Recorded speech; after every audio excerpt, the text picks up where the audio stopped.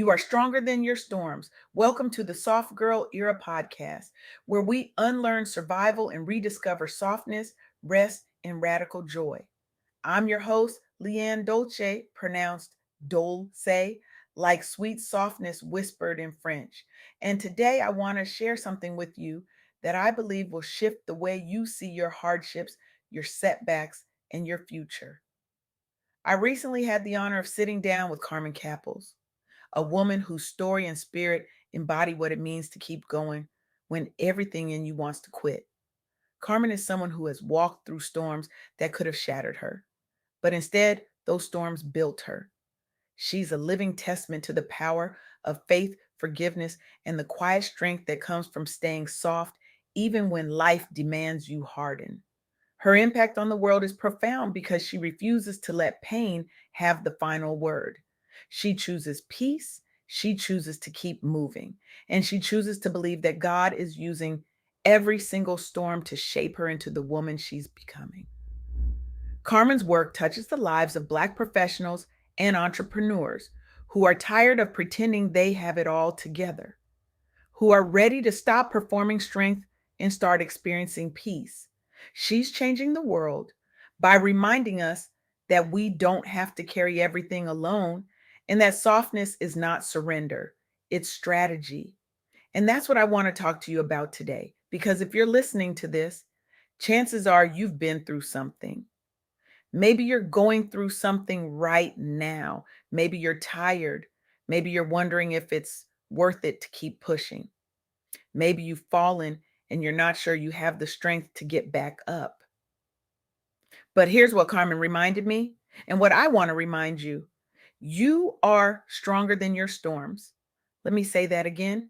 You are stronger than your storms, not because you're superhuman, not because you have to be, but because every storm you've survived has been building something in you: strength, character, resilience, the capacity to forgive, the ability to let go and move forward, and most importantly, the faith to believe that God has not wasted a single tear, a single sleepless night, a single moment of doubt. Carmen shared something with me that I can't stop thinking about. She said she thanks God for every storm, every hardship, because it built her strength and formed her character. It taught her how to let go, how to forgive, and how to stay at peace in her mind. And that's the part that gets me, because so many of us, especially as Black women, have been taught that strength means grinding harder, pushing through, never showing weakness. We've been taught that rest is lazy, that softness is fragile, that if we slow down, we'll lose. But Carmen's message, and the message I want you to take with you today, is this: softness and faith are not weaknesses. They are winning strategies. You don't have to harden yourself to survive. You don't have to carry every burden alone. You don't have to prove your worth by exhausting yourself. You can be soft. You can rest. You can set boundaries. You can say no. You can forgive yourself and others. You can move forward with peace in your heart and still win. Because here's the truth: you've already won. You may not see it yet. Your bank account might not reflect it. Your business might not be where you want it to be. You might have been laid off. You might have failed at something you poured your heart into. You might be standing in the rubble of something that didn't work out the way you planned, but you're still here. And that means you haven't lost. Let me tell you about a woman named Tawana James. Her story is one that reflects everything Carmen believes about turning pain into purpose. Tawana carried the kind of weight that so many Black women carry quietly: caregiving, financial pressure, repeated adversity, the kind of pain that could have broken her, the kind of pain that whispers in the middle of the night that you're not enough, that you'll never make it, that maybe it's time to give up. But instead of letting that pain define her, she chose to honor her story. She didn't hide it. She didn't pretend it didn't happen. She didn't paste on a smile and keep moving like nothing was wrong. She let it become the foundation for her leadership and her business. She learned to master her relationship with money, shifting from survival to intentional wealth building. She embraced her unconventional journey as an asset, not a flaw. She trusted that God and her lived experience had equipped her uniquely. And because of that, her resilience became her competitive advantage. She built a purpose driven entrepreneurial path that aligned with her story and her values. She didn't let hardship define her as a victim, she let it define her as a visionary. And that's what Carmen is saying to you. That's what I'm saying to you. Your hardest moments can become your greatest source of power. Your pain can become your platform. Your storms can become the training ground for your leadership. But you have to keep going, not with gritted teeth and clenched fists, not by forcing yourself to push through until you collapse, but with clarity, with intention, with faith, and with the belief that you've already won, even if you can't see it yet. Let me tell you about another group of women who embody this message. Black women who were laid off, who faced job loss and economic uncertainty, who could have given up, but they didn't. They turned their layoffs into legacies. These women were chronically underpaid, facing financial instability, navigating systemic barriers to capital and support. The kind of barriers that make you wonder if the deck is just permanently stacked against you. The kind of barriers that make you question whether you should even try. But instead of letting that stop them, they let the urgency of their situation push them, not rush them, into building businesses with intention. They learned to focus on clarity, consistency, and coachability. They learned to understand their numbers, repair their credit, tap into grants, and pitch competitions. They moved from creating a job for themselves to building real businesses. They shifted from survival mode to legacy building mode. And here's what I want you to hear: their mindset shifted from, I lost my job, to I'm building something that cannot be laid off. That's the shift Carmen is talking about. That's the shift I'm inviting you into. You don't have to stay stuck in the story of what you lost. You can write a new story. You can build something that cannot be taken from you. You can keep going, not because you have to, but because you believe God is not done with you yet. And you can do it softly.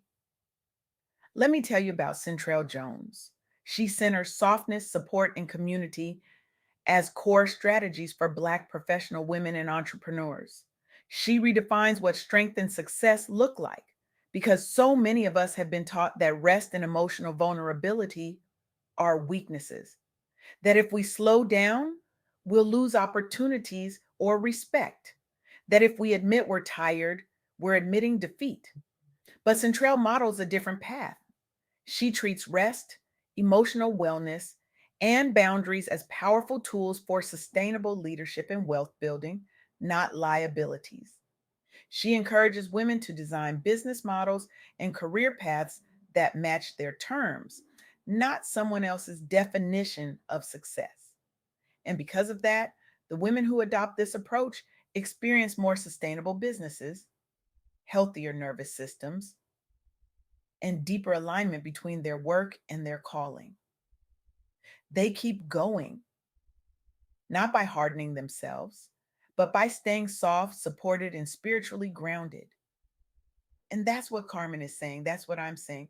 You can keep going without abandoning softness, peace, and emotional wellness.